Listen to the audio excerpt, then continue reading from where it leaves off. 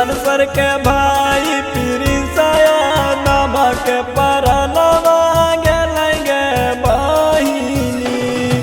रौशन सर के भाई प्रिंसया नमक परनवा गेलैगे बहिनी।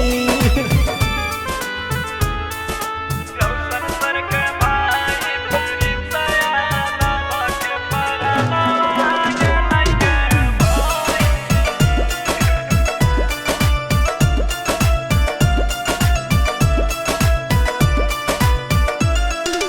रौशन सारा जेल में हालतिन दुश्मन पलानवा कैला कैगे बहिनी।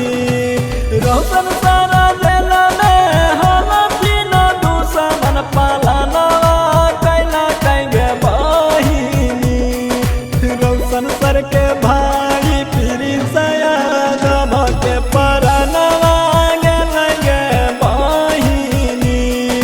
रौशन सर के भाई प्रिंसया नमक परनवा गेलैगे बहिनी। रौशन सर के भाई प्रिंसया नमक परनवा गेलैगे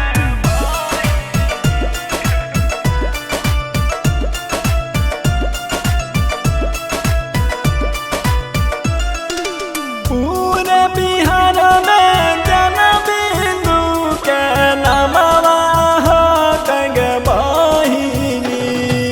पूरे बिहार में जन बिंदु के नमवा हो कैगे बहिनी। कैसन विपत्तिया देलथिन विधाता नजरिया लगा नहीं गे बहिनी। रौशन सर के